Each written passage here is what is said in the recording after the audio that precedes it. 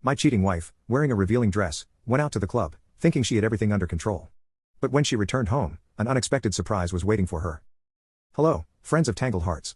Welcome to our channel, where stories of love and passion unfold. Let's begin our exciting journey into the world of human relationships. It was 9 o'clock in the evening when Bill finally made up his mind and went upstairs to the bedroom.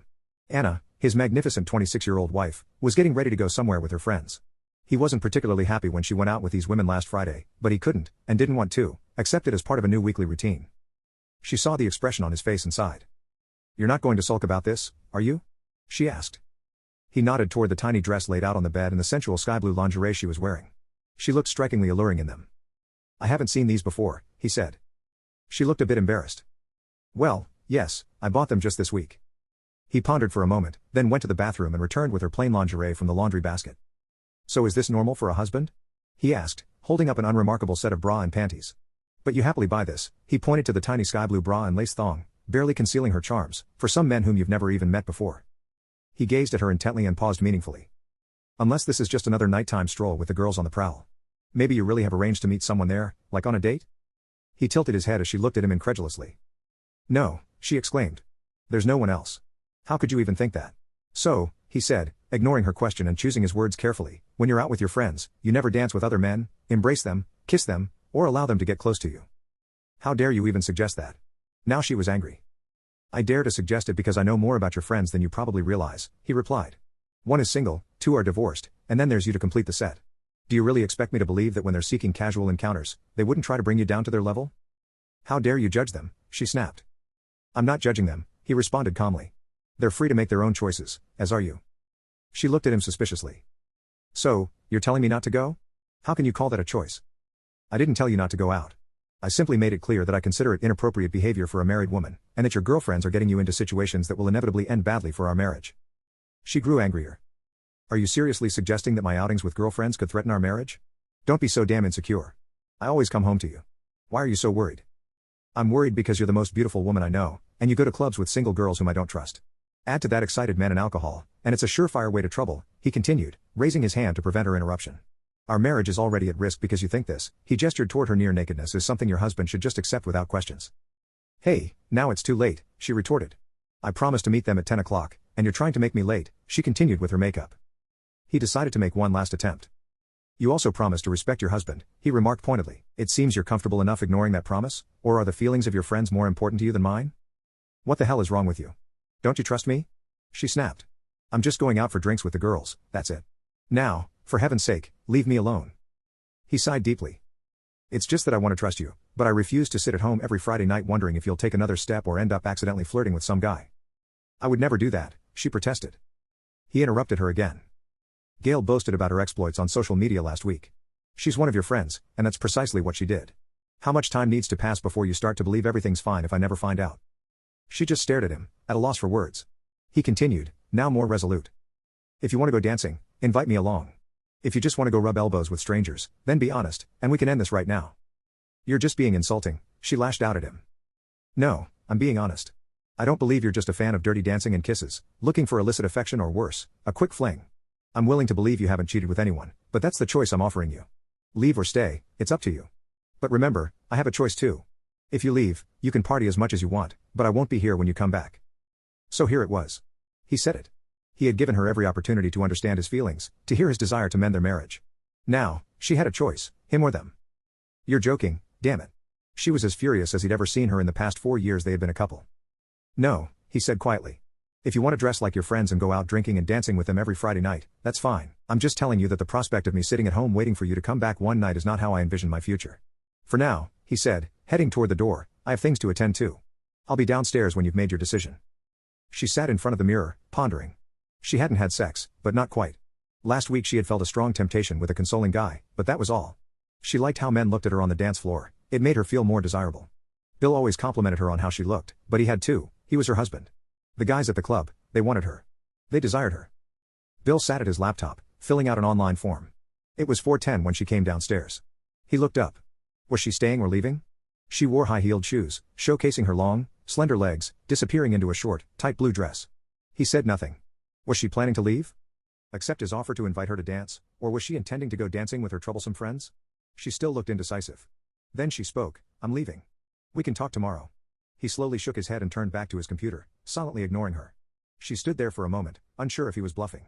He didn't even hear the front door close as she left.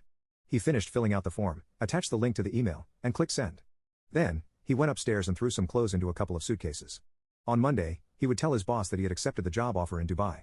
He called a taxi, and while waiting, sent a message to his wife's family group. Hello everyone, I'm sorry you have to find out like this, but Anna made it very clear to me that she needs more excitement and variety in her life than I can provide. I sent her the link to our divorce statement via email. It has been an honor for me to be part of your family, but I hope you understand why I have decided from this moment onwards to no longer maintain contact with all of you. He had to do something else, so he approached the printer, took a sheet of paper from the output tray, and wrote something down. He affixed it over their wedding photograph above the fireplace, then turned off his phone and went out onto the street to wait for his taxi. Anna had just sat down at a table in the club and was chatting with Gail when her phone rang. If this is Bill begging me to come home, she said irritably. But it wasn't. It was her older sister, Karen. Where the heck are you disappearing to? Karen yelled. I'm at the club with my friends, she said defensively. So, what does Bill know? Karen asked. Oh yeah, well, he knows I'm hanging out with friends, so what's the matter? And was he happy about it? Karen seemed annoyed. She always had a soft spot for Bill. No, he wasn't pleased, but I told him we'd talk about it tomorrow. Well, good luck with that, you fool. He dumped you. If you don't believe it, check your email. Gail watched in astonishment as Anna frantically tried to open her email app on her phone. Even in the dim lighting of the nightclub, she could see her friend visibly pale. Anna noticed the message for her family. It must have been the reason for Karen's call. Then her phone rang again. Thank goodness, it's Bill, she thought. But no, it was her father. What did you say to Bill? Her father demanded. This man treated you like a queen, and you wanted more? No, Dad, it's not like that. I just felt trapped. I needed just one night a week, to be myself. You're in a nightclub, your husband just dumped you, and you're going to nightclubs? He asked incredulously. Her father was clearly furious. He had never spoken harshly like this in front of his family before. What could she say? She was in the club, it was obvious from the background noise. No, Dad, he must have decided something after I left. Dad? Dad? He hung up. Anna grabbed her purse and phone and hurried to the exit, completely ignoring Gail and not noticing her two other friends as she passed them. On the street, she found a taxi and was home within 15 minutes. On the way, she tried to call her husband, but his phone went straight to voicemail. The house was quiet and deserted. She kicked off her shoes and rushed upstairs. Most of his clothes and shaving kit were gone. She went downstairs, his phone, laptop, wallet, all gone. Back upstairs, his passport was also missing. He had warned her, no ambiguity, no room for misinterpretation. If she left that night, she would return to an empty house. She knew he hated dishonesty. In the past, he had been betrayed by a girl, and he placed truthfulness above all else. He did exactly as he said. Anna descended the stairs in complete bewilderment. An hour ago, she was married, now they were separated. Less than a year later, she would be divorced, all because she went dancing. Then she saw the photograph above the fireplace. Something was off. When she saw what he had done, she felt like she was going to be sick. It was a picture from someone's social media profile. It showed a young man on one knee proposing to his girlfriend, but there, in the background, was her kissing some guy while he touched her inappropriately. In big black letters at the bottom, Bill had written, LOL. What happened next? Bill went abroad, and Anna was given the freedom she dreamed of.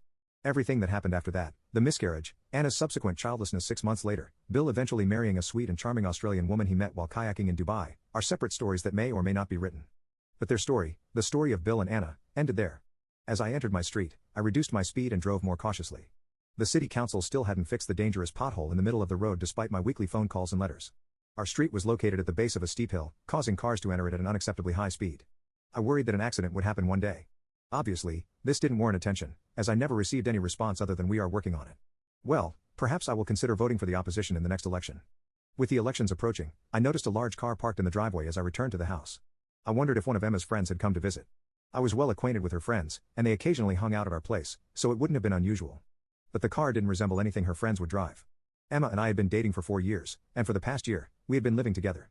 I knew she was expecting a ring soon, and my plans included giving it to her and making a lifelong proposal.